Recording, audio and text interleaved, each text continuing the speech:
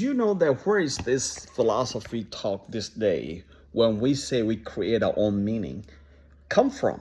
You know, the postmodernism and the other young people, a lot of my kids too, is influenced by this branch of philosophy in what is called the existential thought, existential ethics, existential thinking philosophy, which says individuals create meaning, make moral choices in the world that is often viewed absurd or lacking inherent values. So it's really diminishing the value of the world, of the nature that God has given to us. So you can create your own meaning and make moral choices.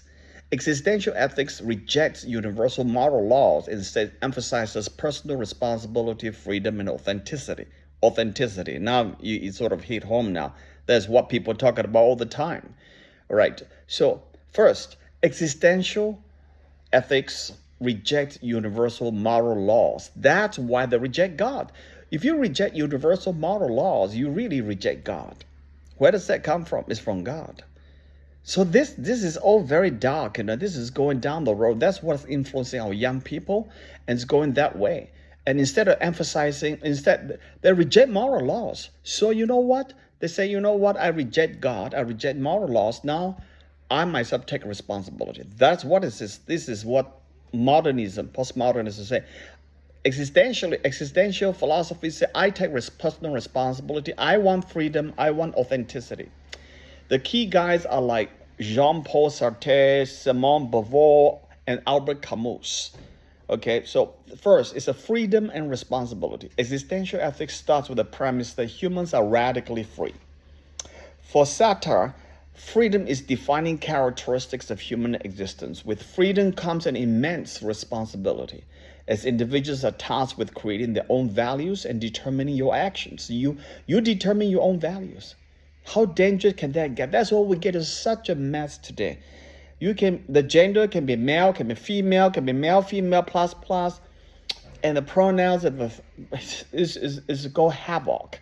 So Sartre's famous phrase is that while individuals are tasked with creating your values and determining your actions, Sartre's famous phrase is existence precedes essence.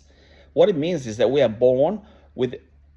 not born with a predetermined purpose or moral essence. We create ourselves through our actions.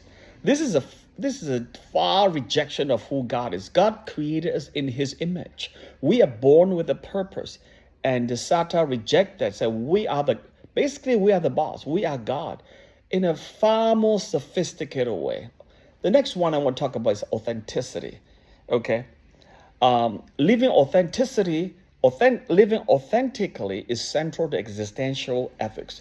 This means living according to one's own values and taking responsibility of one's choices instead of conforming to societal expectations or escaping the pre-made symptoms of morality. That means I take responsibility. I'm not conforming to the society expectation, to God's expectation, family expectation, community expectation. This is downright dangerous. We are not conforming to the universal moral laws, and we're conforming to our own desires, our own thinking. We define ourselves. How dark that is. This is exactly what Adam and Eve did. You'll be like God. Take the fruit. You'll be like God. Authenticity involves acknowledging one's freedom and the anxiety that accompanies it. That's why so many of this young generation go to see psychiatrists and therapy and all this, because they haven't taken responsibility. They get no way to lean on. They lean on one another, cry upon one another's shoulders, to comfort one another, have a lot of fun together. But at the end of the day, they still carry that burden, the darkness. That's why this philosophy is deadly. We need to return to God. Only God can give you the real freedom and you desire, and can remove your anxieties that come with it. So in the name of trying to align with one's true self, how empowering that is. You come to your own true self. That's absurd, okay? Albert Camus, there's another thing. So I think that will be. Now, let me just finish with the last one, responsible. This is I got from ChatGPT, actually. It's a real good stuff to face. to filter through what I'm doing in social ethics class.